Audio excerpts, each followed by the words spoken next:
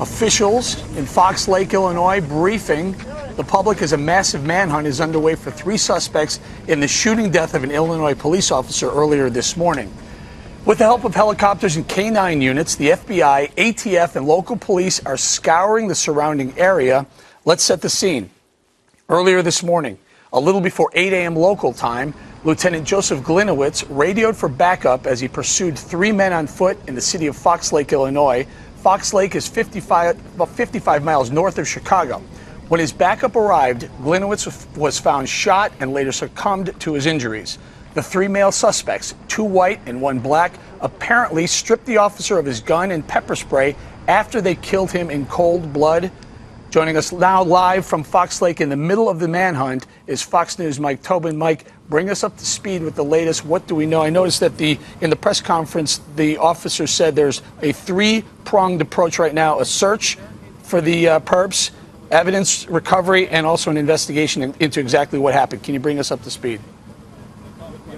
And what is missing right now is confirmation of these preliminary reports that 1 suspect has been apprehended. And the detective, Cavelli, stopped short of denying those reports, saying that a suspect indeed was not apprehended, but said that he would have known. They are communicating with the state police, and the source cited was state police. He said they would probably know by now if the state police had picked somebody up, and they just don't have any information that a suspect has been apprehended. He can't confirm it at this time, stop short of denying it. Beyond that, the manhunt is massive. All of the agencies are out here.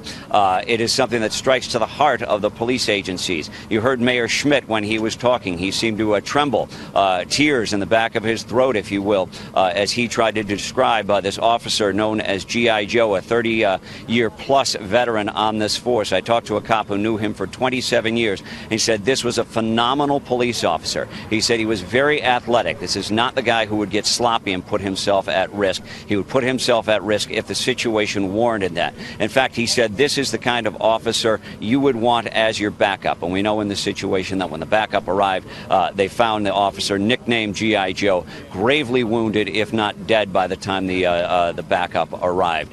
Very sad situation. He has 4 sons. This officer said that his oldest son just got his driver's license. So instead of this being a new, exciting family for an exciting chapter for this family, it's a time of mourning. It's a time of great loss, a time of great tragedy. Once again, we're talking about an officer being slain in the line of duty, and we're still lacking a lot of information. What exactly led up to this officer being slain? We know that he radioed ahead because he saw some suspicious characters. Suspects described now only as 2 white males and 1 black male are at large to the best of our knowledge, and the description doesn't get any better than that. For the agencies that are out scouring this area, it really is a needle in the haystack. You have many single-family dwellings, you have vacation homes, you have boathouses, you have boats, you have campers. In addition to that, there's been a lot of rain this year. There's been some information that the suspects may just be hunkered down in the tall grass. Guys, back to you in New York. Juan? Mike, I was curious about this. When I was reading about the story, it said there was a traffic stop. So was it a simple traffic stop, or I heard you just say a moment ago that the officer had radioed in that he saw suspicious characters? Had he seen suspicious activity? Do we know any details? That seems to be the information that we're getting through the most solid sources, that he spotted suspicious activity and responded to that. There's some information that there may have been a robbery ongoing, and we're not really getting that through the sources at Center Mass, the most solid sources. So the information about a traffic stop, that seems to be some of that preliminary information that's kind of falling by the wayside. Possibly a robbery. What we have on the record from the solid sources is just suspicious activity, and that's what this officer, nicknamed G.I. Joe, was responding to. Mike, I was wondering if you could give us a description of Fox Lake since you're there. I mean, is this a place that would be unusual for something like this to happen? Yeah, it's a very peaceful area. This is a place where a lot of people from some of the bigger suburbs or from the city will keep weekend homes. It's in an area known as the Chain of Lakes, and as a result, you have a lot of boats out here. So all over the place is a bunch of water, a bunch of restaurants. It's a quaint little town, and the problem when you have all of the boats and you have all the campers, as we discussed before, you have so many hiding places. Remember back to Dzhokhar Tsarnaev and the Boston bombing, they found him in the boat. Right. So it's a very difficult situation for the authorities, right? And they're keeping, I should point out, the search to the local area, operating on the idea that these suspects are on foot. If they gain access to a vehicle, the dynamic changes dramatically, particularly with the close access to Wisconsin. Yes, and also the fact, Mike Heitz, Kimberly, that they have potentially, the officer's weapon was missing. So, that is cause for alarm. And I thought you brought up a great point. The fact that there is so many opportunities for cover there. With the boats there, they could certainly hide there until cover of darkness, then be able to make their way on foot. Complications with the weather, but are they pretty certain that not only are they canvassing the area with air cover, are they also have sufficient roadblocks so it's completely stopped off from people, getting in and out? That's the key to secure the perimeter. Yeah. Right. As we came in, we did not encounter any roadblocks. We did see a lot of police presence. Possibly one roadblock we've heard really from some other news sources, but largely we just see a lot of police presence. We see them with heavy weapons, with long guns, with sidearms at the ready, but no one is taking a bead. No one seems to have any specific information. Aim at that target. Go to that particular building. Go to that particular boat. Look in this particular clump of grass. About the most specific thing we have seen is the police helicopters flying low over the grassy areas, using the rotors to blow the grass away, with spotters on the standing on the skids of the helicopter as they fly low over the grassy Mike, areas. What about the cameras by the boats? That was the other thing I just had for you. Any cameras? Cameras by the boats? You mean security cameras? Correct.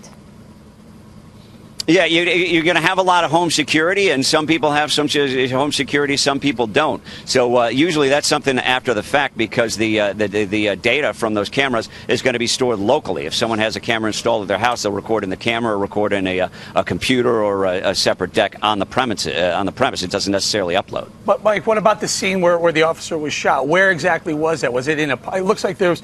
I'm very familiar with Fox Lake. I know the area, very rural, but it looks like the cameras that we have fixed are on like a parking lot, maybe a strip mall. Was he shot in an area where, as Kimberly points out, there may be surveillance cameras for those shops?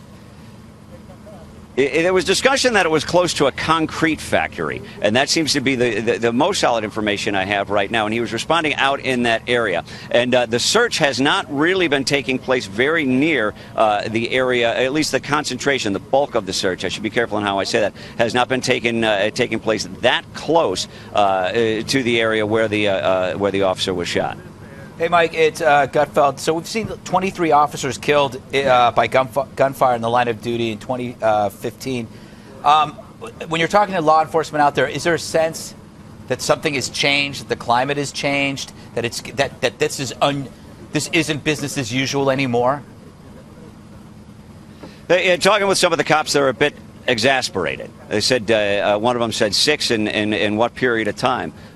You go to work, you try to protect people, and you got the people turning on you. This is a very difficult time for law enforcement. But that being said, just because of the sequence of events, you can't necessarily say that this is linked to the angst against police officers, that is linked to the racial tension. Look at the makeup of the suspects. You're talking about 2 white males, 1 black male. You can't say it's not linked to the ethnic tension, but you can't say it is. Mm-hmm. Anyone else? Yeah? I do. I have a question, Mike, because in terms of how they're able to do the search, are they able to use any sniffer dogs or scent dogs or security dogs, given that they don't really have a lead?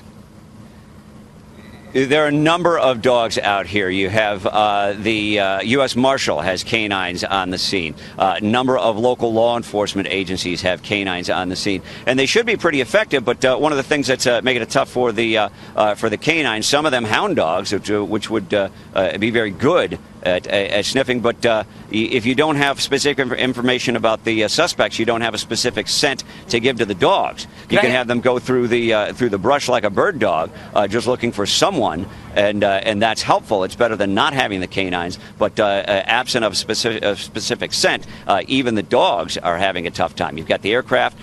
When the sun goes down, which will happen in less than 3 hours now, you do have the technology on the aircraft with the FLIR units where they can switch over to heat sensors. That can help. But still, it's very difficult, and they really are searching for a needle in a haystack out here.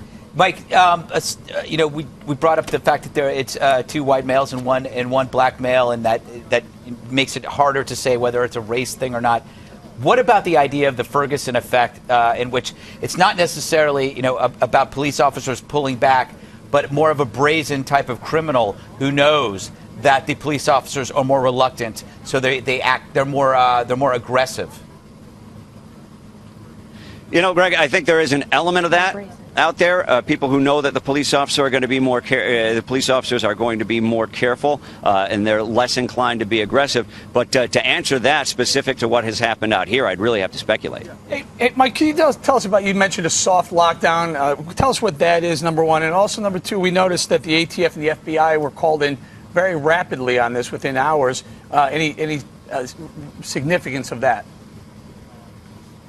I think that would have a lot to do, the rapid response from the federal agents would have to do a lot with the sense of brotherhood, and a lot with the fact that you've got a lot of resources so close by in the city of Chicago. So they're able to help. They want to help very much, and they'll get out to the scene as quickly as they can and use all of the resources that they can out here. And pardon me, Eric, I forgot the first part of your question. What's a soft lockdown?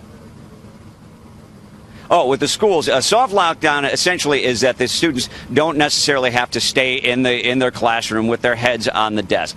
They can still go from one class to another, but they didn't want them wandering off of campus. And that was with the schools that were outside of the center mass, if you will. And the soft lockdowns were lifted. Those students were allowed to go home. Right here in Fox Lake, when the final bell rang, the students were not allowed to go home. The parents were told, don't come get your kids. The school buses were not operating, and that is just to minimize the potential that the students could wander into a bad situation, or that they could be mistaken for the suspects, that they could get in the way of the police, any number of problems that could develop if you've got more people who pour out in the street. Hey, Mike, one last thing. I was reading about this and saw that there was an FAA hold on terms of flights over the area. I guess that's because of the helicopters searching the marsh. Is that still in effect?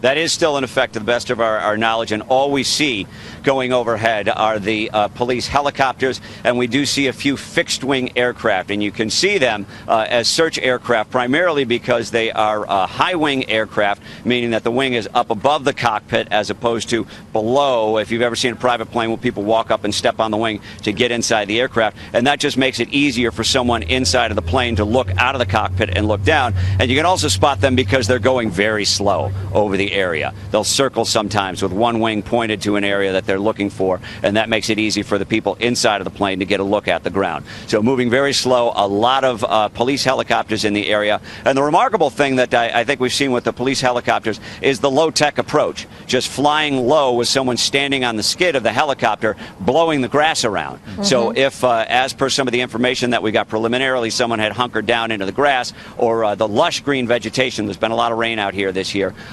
if someone was hunkered down, they would get the grass, the brush would be blown away. They get a chance to see them. You flush them out of the brush. All right, we're going to leave it right there, Mike. Thank you very much. We're going to